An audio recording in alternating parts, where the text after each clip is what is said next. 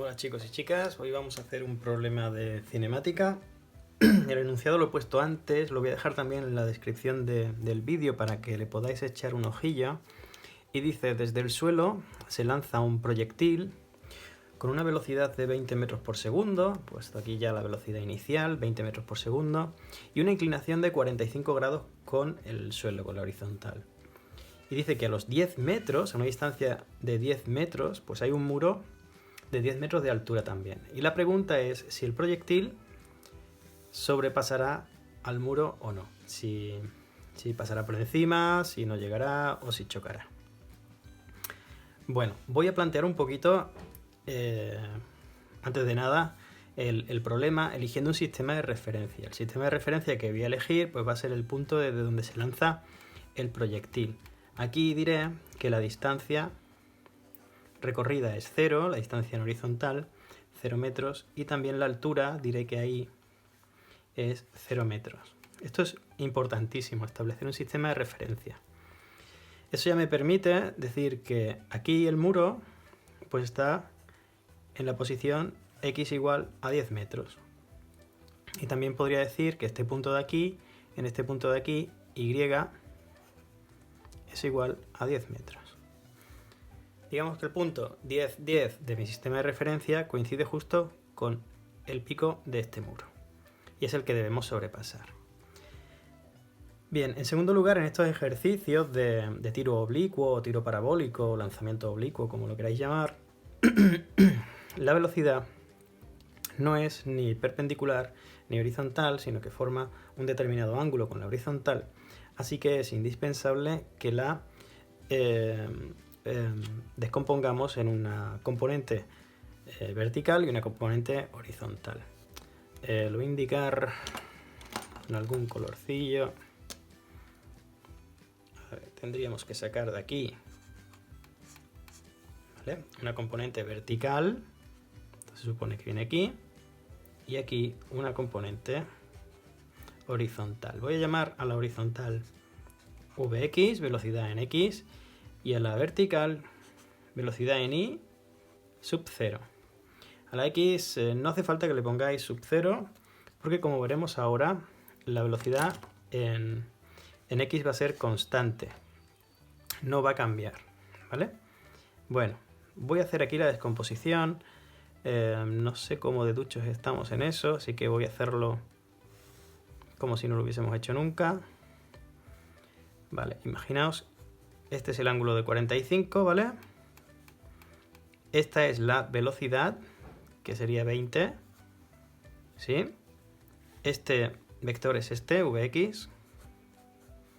Y esto de aquí, pues mide exactamente lo mismo que Vi, sería aquí Vi. Entonces lo que voy a aplicar es trigonometría muy básica, ¿vale? Y diré que, por ejemplo, el coseno de 45, pues el coseno es el cateto contiguo, que sería Vx, entre la hipotenusa, que es 20. Entonces de aquí puedo despejar Vx, que será 20, por el coseno de 45. Esto si lo hacemos con la calculadora sale 14,14. Y como es velocidad, pues pondré metros partido segundo. Es muy importante que pongáis bien las unidades.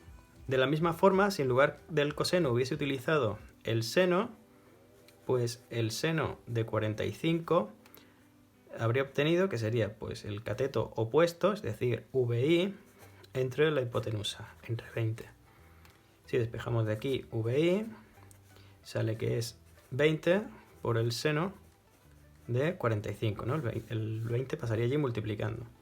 Pues bien, igual, con la calculadora el seno de 45 vale lo mismo que el coseno de 45, sale también 14,14 metros por segundo. Bien, ya tengo estos dos datos que son muy importantes, y al de la i no se debe olvidar ponerle aquí un cerito indicando que es una velocidad inicial, ¿vale? En el i sí que va a variar. Bueno, esto se puede hacer, este ejercicio se podría hacer trabajando con vectores, trabajando con una descomposición vectorial, un vector i horizontal, un vector j vertical. Pero Yo creo que se ve más claro si se descompone en dos movimientos, en dos componentes. Entonces tendríamos que diferenciar una componente horizontal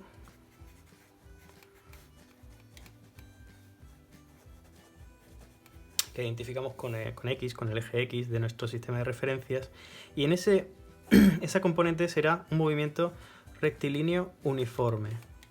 ¿Vale? El movimiento en X siempre llevará la misma velocidad.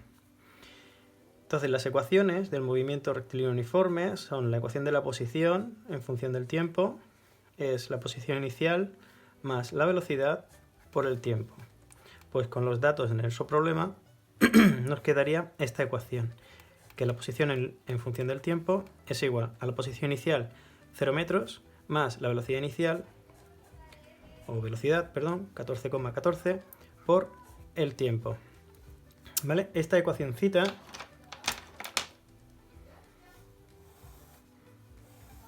determina la posición del proyectil en función del tiempo, pero la posición horizontal, es decir, la distancia al sistema de referencia, pero la distancia medida en la horizontal.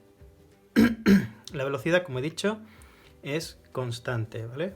Ponemos aquí que v de t es constante y tiene un valor de 14,14 metros por segundo. Bien, la otra componente en la que vamos a dividir el movimiento es una componente vertical. Ahí ya no hablaremos de un movimiento rectilíneo uniforme, sino de un movimiento rectilíneo uniformemente acelerado, ya que existirá una aceleración que es debida a la fuerza gravitatoria, ¿no? Al campo gravitatorio. En concreto, este movimiento rectilíneo uniformemente acelerado es un lanzamiento vertical, si lo queréis ver así.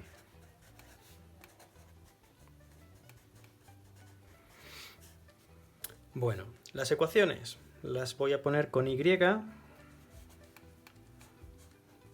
representarán la altura y son las ecuaciones del MRUA. Posición inicial más velocidad inicial por el tiempo más un medio de la aceleración por el tiempo al cuadrado. Si sustituimos aquí los datos que tiene nuestro problema, tendremos que la altura en función del tiempo es la posición o altura inicial, que también es 0 metros porque se lanza desde el suelo, la velocidad inicial, que es 14,14 por el tiempo, más un medio de la aceleración. Pero aquí la aceleración será la aceleración de la gravedad e irá siempre en sentido pues hacia abajo, ¿no? Hacia el centro de la Tierra, con lo cual le daremos sentido negativo, pondremos menos 9,8. Bien, pues tenemos aquí un medio por menos 9,8, sería menos 4,9 por el tiempo al cuadrado. Y entonces aquí no he puesto las unidades, aquí las voy a poner metros, ¿vale? Esto me dará la posición, la altura del proyectil en función del tiempo. Bien, para la velocidad podríamos hacer lo mismo. La velocidad en i en función del tiempo, pues será la velocidad en i inicial más la aceleración por el tiempo. Y de nuevo aquí la aceleración es negativa. Quedará aquí 14,14, que es la velocidad, menos la aceleración negativa 9,8 por el tiempo. Esta será la ecuación de la velocidad en función del tiempo. Y bueno, esta no me hacía falta, tampoco me hacía falta la velocidad en t, porque solo nos preguntan exclusivamente si este proyectil superará o no superará el muro. Porque hay varias posibilidades, ¿no? Que el proyectil impacte con el muro, no llegue a sobrepasarlo. También es posible que ni siquiera impacte con el muro, sino que caiga antes de llegar al muro. Y la otra opción es que el proyectil efectivamente llegue a altura suficiente como para pasar por encima del muro. ¿Y cómo lo podemos determinar? Pues estudiando estas ecuaciones en los puntos que conocemos, o sea, con los datos que conocemos. Sabemos que el muro está a una distancia de 10 metros y la distancia viene dada por esta ecuación. Entonces, si yo sustituyo aquí la x por 10, puedo calcular el tiempo que tardará el proyectil en llegar al muro.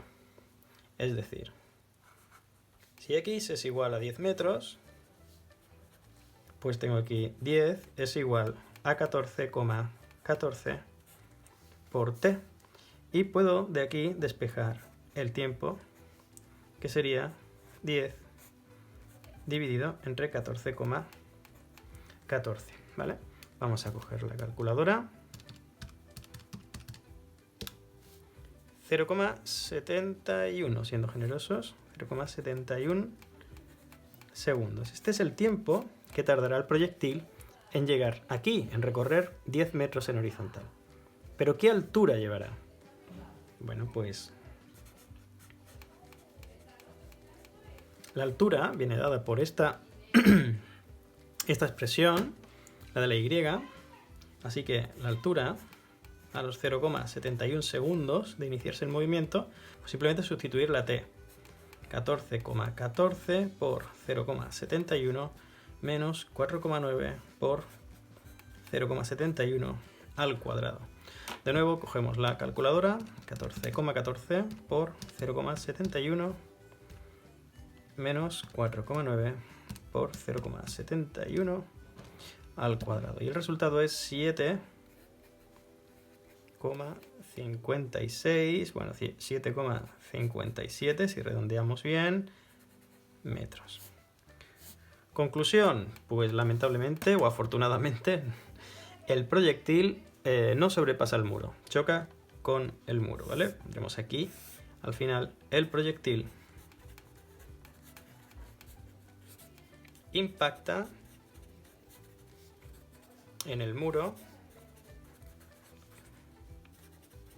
a una altura de 7,57 metros, ¿vale? Este tendría que ser la respuesta que diésemos. Y, en fin, haremos más ejercicios de este tipo, porque se pueden cambiar muchas cosas. Lo que no conocemos puede ser la velocidad inicial, nos pueden preguntar el alcance, nos pueden preguntar la altura máxima, y pues todos se plantean exactamente igual, pero se utilizan un poquito diferente las ecuaciones, ¿vale? Ánimo, que practicando un poquito, al final pues se conocen todos los truquillos y se han visto todos los ejercicios. Mucho ánimo y un saludo.